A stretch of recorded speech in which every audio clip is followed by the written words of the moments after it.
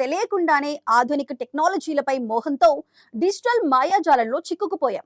ఒకప్పుడు మనకు వందలాది ఫోన్ నెంబర్లు నోటికొచ్చేవి, కానీ ఇప్పుడు మన సొంత నెంబర్ కూడా ఫోన్ కాంటాక్ట్స్ తీసి చూసుకోవాల్సిన దుస్థితి వచ్చింది.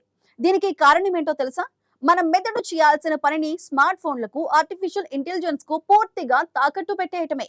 దీన్నే అంతర్జాతీయ శాస్త్రవేత్తలు డిజిటల్ అమ్నీషియా లేదా ఏఐ ఎఫెక్ట్ అని పిలుస్తున్నారు. మనం ఏదైనా విషయాన్ని గుర్తుపెట్టుకోవాల్సిన అవసరం లేదని మన మెదడుకు ఒక్కసారి భావిస్తే అది ఆ సమాచారాన్ని మెమరీలో భద్రపరచడం పూర్తిగా మానేస్తుంది. అతి సర్వత్రా వర్జయేత్ అన్నట్టుగా టెక్నాలజీ మీద మనం చూపిస్తున్న ఈ అతి ప్రేమ మన సహజ జ్ఞాపక శక్తిని దారుణంగా దెబ్బతీస్తోంది. ఇన్నాళ్ళు మనం కేవలం సమాచారం వెతకటం కోసం గూగుల్ను వాడేవాళ్ళం, కానీ ఇప్పుడు ఆలోచించటం కోసం కూడా ఏఐని వాడుతున్నాం. ఒక చిన్న ఈమెయిల్ రాయాలన్నా, రేపటి ప్లాన్ వేసుకోవాలన్నా ఏఐ మీద ఆధారపడుతున్నాం. మెదడుకు మేత వేయటం మానేసి దానికి అనవసరమైన విశ్రాంతినిస్తున్నాం. దీనివల్ల రాబోయే తరాల్లో మనుషులు ప్రాథమిక ఆలోచన శక్తిని కూడా కోల్పోయే ప్రమాదం ఉందని ప్రపంచ ఆరోగ్య సంస్థ నిపుణులు హెచ్చరిస్తున్నారు. మనిషి మెదడు ఒక అద్భుతమైన యంత్రం. దాన్ని ఎంతగా వాడితే అంత పదునుగా మారుతుంది. కానీ ఇప్పుడు మనం దానికి తుప్పు పట్టిస్తున్నాం. కంచి చేను మేసినట్టు మనల్ని కాపాడాల్సిన టెక్నాలజీయే మన మేధస్సును నిశ్శబ్దంగా మింగేస్తోంది. ఏఐ మనకు అన్ని అరటిపండు ఒలిచిపెట్టినట్టు చేసి పెడుతోంది, కానీ ఆ ప్రక్రియలో మన సొంత క్రియేటివిటీ చనిపోతుంది. ఒకప్పుడు మనుషులు ఆకాశంలోని నక్షత్రాలను చూసి దిశలను కనిపెట్టేవారు, కానీ ఇప్పుడు పక్క వీధిలోకి వెళ్లాలన్నా GPS వాయిస్ కమాండ్ కావాల్సిందే. మన పూర్వీకులు వేల ఏళ్ల నాటి పద్యాలను, శ్లోకాలను గుక్క తిప్పుకోకుండా చెప్పేవారు, కానీ ఇప్పుడు ఆ పరిస్థితి లేదు. ఏఐ అనేది ఒక పరికరంగా మాత్రమే ఉపయోగపడాలి, కానీ అది మన మెదడుకు ప్రత్యామ్నాయం కాకూడదు. కానీ ఏఐ వల్ల సమయం, ఖర్చు చాలా ఆదా అవుతోందని లోపల సంబరపడిపోతున్నారు. కానీ ఆ మిగిలిన సమయంలో మనం ఏం చేస్తున్నాం? మళ్ళీ అదే సోషల్ మీడియాను లేదా అదే ఏఐ టూల్స్ ను వాడుతూ కాలక్షేపం చేస్తున్నాం. ఒక చేత్తో ఇచ్చి మరో చేత్తో తీసుకోవటం అంటే ఇదేనేమో. మన మెదడులోని హిపోకాంపస్ అనే ఒక అద్భుతమైన భాగం జ్ఞాపకాలను భద్రపరుస్తుంది, కానీ ఇప్పుడు మనం దానికి పనివ్వకపోవటం వల్ల అది క్రమంగా కుంచుకుపోతోందని తాజా మెడికల్ రీసెర్చ్ రిపోర్ట్స్ చెబుతున్నాయి. జ్ఞాపక శక్తి తగ్గటమే కాకుండా మనుషుల్లో ఏకాగ్రత కూడా దారుణంగా పడిపోయింది.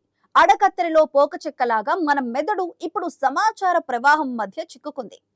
ఏది ముఖ్యం, ఏది అవసరం అన్నది తేల్చుకోలేక పూర్తిగా ఏఐ నిర్ణయాల మీద ఆధారపడుతోంది.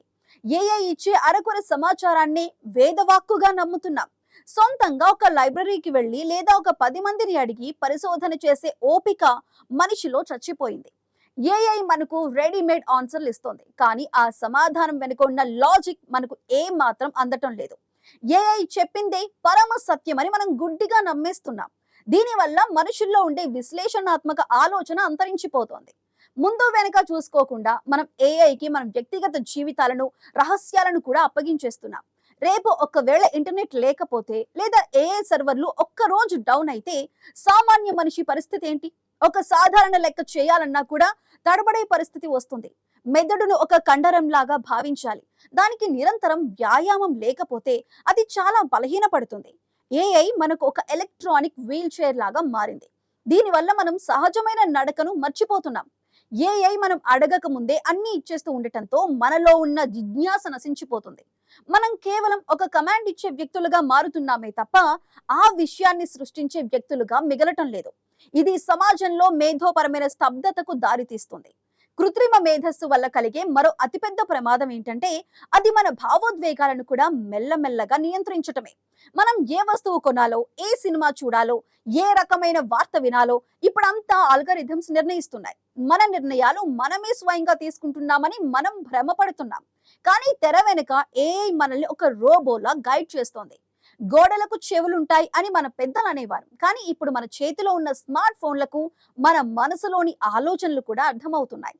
మనం ఒక విషయం గురించి సరదాగా మాట్లాడితే చాలు, మరుసటి నిమిషమే దానికి సంబంధించిన ప్రకటనలు మన ఫోన్ స్క్రీన్ మీద కనిపిస్తాయి. ఇది కేవలం ఒక మార్కెటింగ్ ట్రిక్ మాత్రమే కాదు, మనిషి ఆలోచన సరళిని తన దారిలోకి మలుచుకునే ఒక పెద్ద ప్రక్రియ. మనిషికి సహజ సిద్ధంగా ఉండాల్సిన స్వేచ్ఛ ఇప్పుడు లేకుండా పోతోంది. మనల్ని ఒక డిజిటల్ బోనులో బంధించి ఏఐ మనకు నచ్చిన ఆహారాన్ని మన ముందే ఉంచుతోంది. ఏఐ ఇచ్చే సలహాలను మనం ఏమాత్రం ప్రశ్నించడం లేదు. దీనివల్ల మన మెదడులోని ప్రీ ఫ్రంటల్ కార్టెక్స్ అనే కీలక భాగం బలహీనపడుతోంది. నిర్ణయాలు తీసుకోవటంలో మనం ఎప్పుడూ తడబడుతున్నాం. ఏఐ వల్ల కలిగే ఈ మానసిక నష్టాలను అరికట్టడానికి మళ్ళీ ఏఐ యాప్లని వాడాల్సిన పరిస్థితి రావటం విచారకరం. మనిషి ఇప్పుడు తనకు తెలియకుండానే ఈ టెక్నాలజీ ఉచ్చులో దారుణంగా చిక్కుకున్నాడు. మన జ్ఞాపకాలను డిజిటల్ ఫోటోల్లో భద్రపరుచుకున్నాం, కానీ మన కళ్ళతో ఆ క్షణాన్ని పూర్తిగా అనుభవించి మనసులో శాశ్వతంగా దాచుకోవటం మర్చిపోతున్నాం. ఒకవేళ ఆ డిజిటల్ ఫోటో గనుక డిలీట్ అయితే ఆ తీపి జ్ఞాపకం కూడా మన మెదడు నుంచి మాయమైపోతోంది. ఇది మనిషి సహజమైన గుణానికి పూర్తి విరుద్ధం. మనిషి భావాల భాషను ఏఐ ఎప్పటికీ అర్థం చేసుకోలేదు, కానీ అది మన భావాలను మాత్రం తన ఆధీనంలోకి తీసుకుంటోంది. మనుషుల్లో సహజ సిద్ధంగా ఉండాల్సిన క్రియేటివిటీ పూర్తిగా కోల్పోయే స్థితి దాపురిస్తోంది. మరి ఇంతటి జటిలమైన సమస్యకు అసలు పరిష్కారం ఏంటి? ఏఐని మన జీవితాల నుంచి పూర్తిగా వదిలేయటం ఈ రోజుల్లో సాధ్యమా అంటే ఖచ్చితంగా కాదనే చెప్పాలి. టెక్నాలజీని ఒక హద్దులో, ఒక పరిమితిలో వాడుకుంటే అది సమాజానికి బాగా ఉపయోగపడుతుంది. కానీ దానికి పూర్తిగా బానిసలుగా మారిపోతే మాత్రం సహజ మేధస్సు నాశనం అవటం ఖాయం. మళ్ళీ ఆ పరిస్థితి రావాలంటే మెదడుకు మేత వేయటం మనం మళ్ళీ మొదటి నుంచి మొదలు పెట్టాలి. చిన్న చిన్న లెక్కలు సొంతంగా పేపర్ మీద చేయటం, ముఖ్యమైన ఫోన్ నెంబర్లను డైరీలో రాసుకోవటం, డిజిటల్ స్క్రీన్లు కాకుండా అసలైన పుస్తకాలు చదవటం వంటివి మన జ్ఞాపక శక్తిని మళ్ళీ ఉత్తేజపరుస్తాయి. ఏఐని కేవలం ఒక పనిముట్టుగా మాత్రమే పరిగణించాలి. అదే మన సర్వస్వం కాకూడదు. మనుషుల మధ్య ముఖాముఖి సంభాషణలు పెరగాలి, ఏఐ చాట్ బాట్లతో కాదు. మెదడు చేసే స్వతంత్ర ఆలోచనలను ఏఐకి కాపీ పేస్ట్ చేయకుండా మనమే సృజనాత్మకంగా కొత్త పంథాలో వెళ్ళాలి. పిల్లలకు చిన్నప్పటి నుంచే టెక్నాలజీ వాడకంపై సరైన అవగాహన కల్పించాలి. రాబోయే 10 ఏళ్లలో ఏఐ ఇంకా 1000 రెట్లు బలపడవచ్చు, కానీ దాన్ని శాసించే శక్తి కేవలం మనిషి మెదడుకు మాత్రమే ఉందని మర్చిపోకూడదు. అతిగా ఆశపడటం అనర్థానికి హేతువు. కాబట్టి టెక్నాలజీ ఇచ్చే తాత్కాలిక సౌకర్యాలకు మురిసిపోయి మనిషికుండే అమూల్యమైన సహజ సామర్థ్యాన్ని పోగొట్టుకోకూడదు. ఏఐ ఎప్పటికీ మనిషితో పోటీ పడలేదు, అదొక తోడుగా మాత్రమే ఉంటుంది. కానీ ఆ తోడు మనల్ని వెనక్కి లాగేదిగా ఉండకూడదు. మనిషి మెదడు అనంతమైన శక్తి కలిగినది. విశ్వంలోని ఏ సూపర్ కంప్యూటర్ కూడా దాన్ని ఎప్పటికీ భర్తీ చేయలేదు. కాకపోతే ఆ శక్తిని వాడటం పూర్తిగా మానేయటం ద్వారా ఆ అద్భుతమైన యంత్రం తుప్పు పట్టిపోతోంది.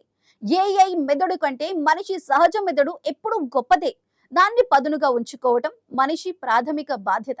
మేధస్సును ఎంతగా వాడితే అంతటి జ్ఞానం మనిషి సొంతం అవుతుంది.